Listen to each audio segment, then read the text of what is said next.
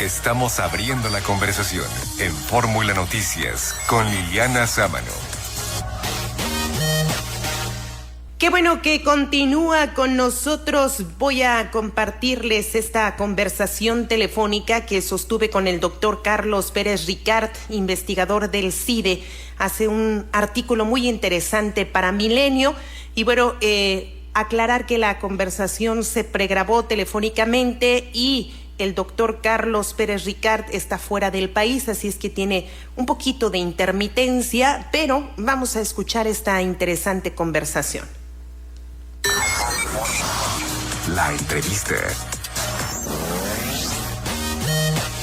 Vía telefónica saludo con mucho gusto al doctor Carlos Pérez Ricart, quien es investigador del CIDE, y por supuesto hay un artículo muy interesante que publica el día de ayer en Milenio, razón por la cual hemos pedido nos tome esta comunicación. Doctor, ¿cómo está? Qué gusto saludarle.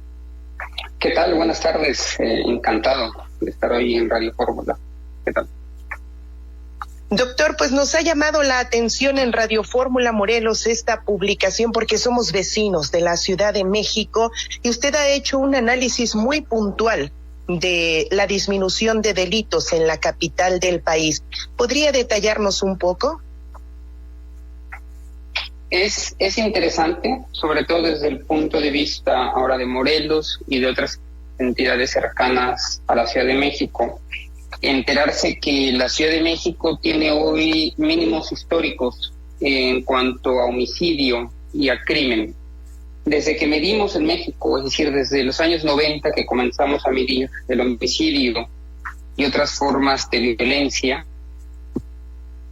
22, es decir, el año pasado, fue el año menos homicidios hubo en la Ciudad de México, y en donde la tasa de homicidios por cada 100,000 habitantes se situó en 8. Para darles una comparación, la tasa de homicidios a nivel nacional es de 25.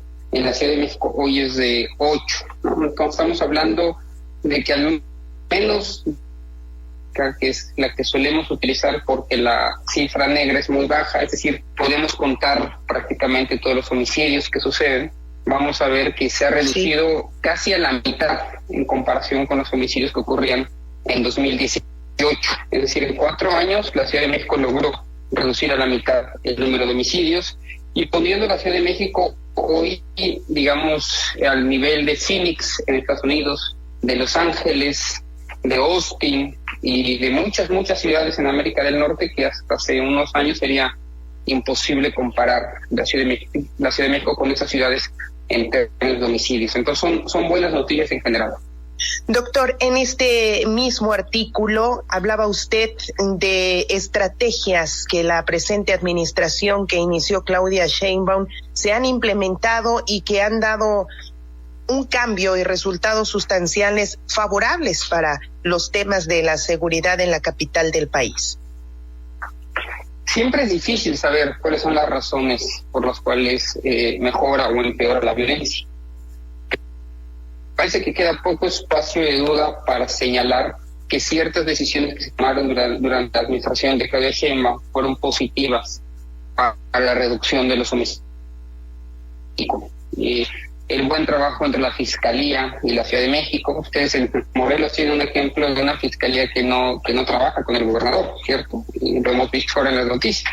Bueno, pues la Ciudad de México en la Ciudad de México funciona muy bien la relación de Fiscalía y Policía, lo que ha derivado en que exista una suerte de política criminal, es decir, que entre ambas instituciones se enfoquen en priorizar ciertos objetivos y puedan disminuir así el número de delitos y digamos, ir contra bandas muy particulares. Entonces, eso ha sido muy importante.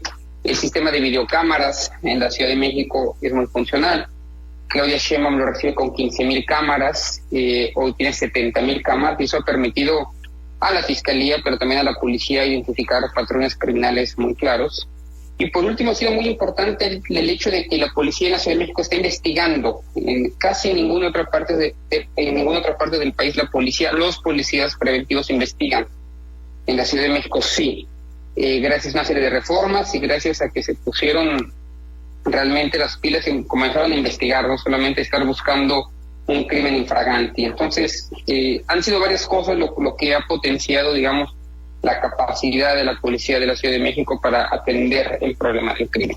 Ojalá pudiera repetirse en otras entidades del país.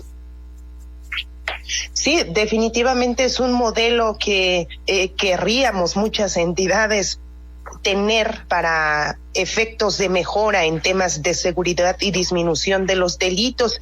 Al final de este artículo, doctor, usted hace una advertencia que, bueno, estas estrategias que toman años pueden terminar en tan solo unos meses con administraciones mal llevadas o con malas decisiones en políticas de seguridad. Es una advertencia que siempre tiene que estar ahí cuando se analiza seguridad pública. Mejoras de que tardan años, en la que se gastan recursos, en la que intervienen muchísimas personas, se van a la basura con un par de malas decisiones, un muy mal nombramiento, una decisión equivocada. Entonces no hay victorias finales en seguridad pública, nunca las hay, y en cambio las derrotas suelen durar muchos años. Entonces ahí la recomendación que yo hago es que no se toque lo que funciona bien, independientemente del gobierno que llegue al poder en el 2024 o del partido que llegue al poder. Es importante hacer cambios ahí donde sea necesario, sin aspavientos, y que permanezcan las cosas que funcionan, porque al final del día las políticas públicas que sí tienen efectos como estas deben quedarse ahí para seguir protegiendo a los ciudadanos. Interesante, yo agradezco mucho que nos haya tomado esta comunicación para compartir de viva voz, desde luego, este tema que llamó muchísimo la atención, insisto, en el estado de Morelos. Doctor Carlos Pérez Ricart, profesor investigador de la División de Estudios Internacionales en el Centro de Investigación y Docencia Económicas y doctor en Ciencias, por supuesto, Políticas por la Universidad de Berlín. Gracias por esta conversación. No, gracias a ustedes. Les mando un gran abrazo allá hasta Morelos, que viven esta situación tan complicada de seguridad pública, y insisto, en donde es importante que Fiscalía, Policía y Poder se entiendan para que puedan coordinarse mejor de cara a darle a los ciudadanos lo que necesitan, que es seguridad, ¿no? Entonces, les mando un abrazo solidario y muchas gracias por la entrevista. Al contrario, un abrazo también para usted y gracias por atender a esta conversación. Hasta luego. Hasta luego.